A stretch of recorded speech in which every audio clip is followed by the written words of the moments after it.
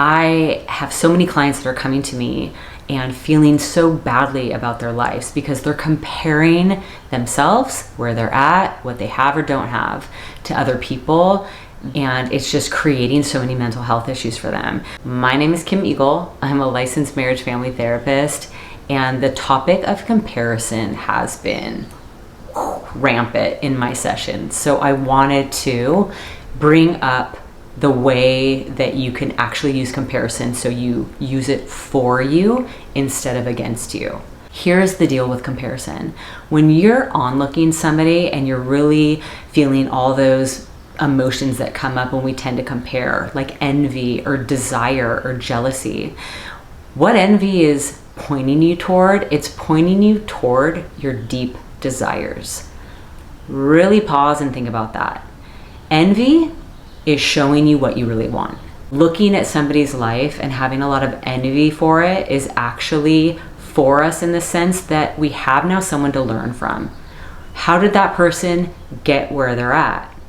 What is that person embodying that we really want for ourselves? If you can keep the envy productive, and if you can ask the self-reflective questions that can actually really help you unpack what you want, then you can start thinking about the kind of things that you could do to go more in that direction of the person and the lifestyle that you're comparing yourself to or that you want more of. Let's talk a little bit about how you can be using it against you, which I'm sure you're very familiar with. It's when you really are onlooking somebody outside of you and you get into a lot of story and assumption that their life is perfect a certain way, it must be amazing, and you use all those thoughts and narratives to make your life smaller and smaller and smaller until you just start dwindling your accomplishments and your self-worth just starts lowering. That is absolutely what I really want you to be mindful of, because it's a lose-lose, and it's when comparison can get really incredibly unhealthy. The thing with comparison, like I mentioned earlier, is envy and desire and jealousy of what someone else is living out is often just a reflection of what we haven't tapped into within ourselves.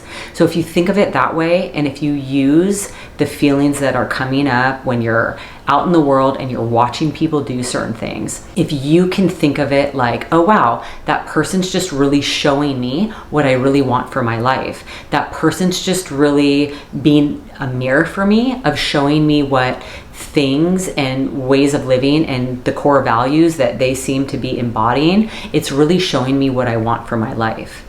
So if you could keep it at your learning and your observing, and that other person's just showing you what you really want, and then you use that information to think about the steps, the small, tiny, little micro shifts and the steps and the changes that you can make in your life to go more in that path that they're absolutely holding the torch to and showing you the way of, that can be where comparison can really work for you. There is a way for comparison to be healthy if you stay in your own worth and you look at it more constructively and you look at it more strategically.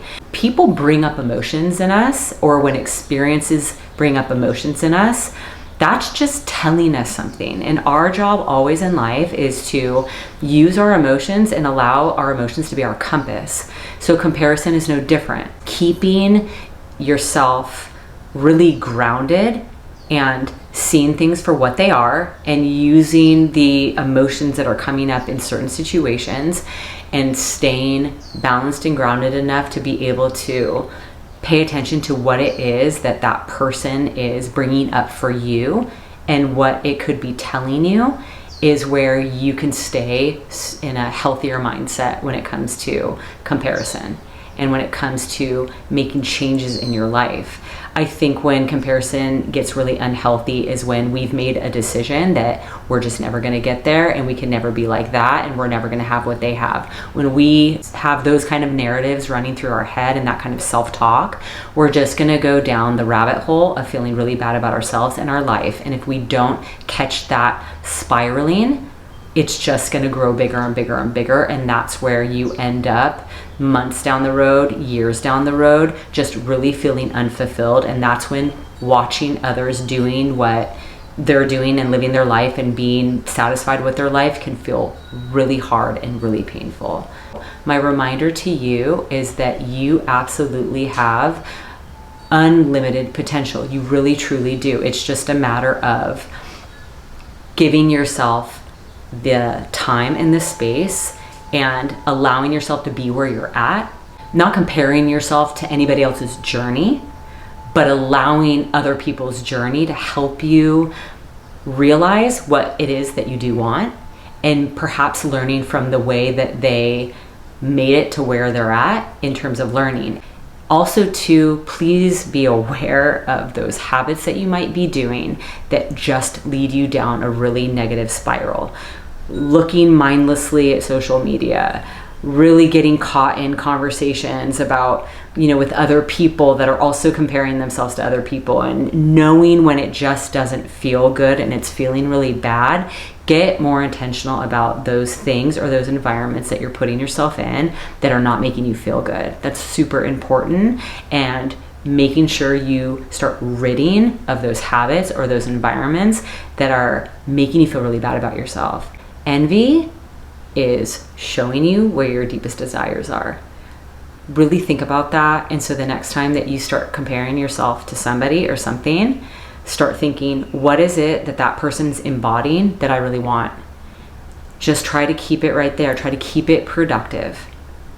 I know that that's going to take some time. It's a skill. It's really a way of seeing comparison in a different way, using all the emotions that you feel in your life and trying to find a way to make them for you, and using them as a way that you can self-reflect and using them to help you grow is always going to be a place that you can anchor in.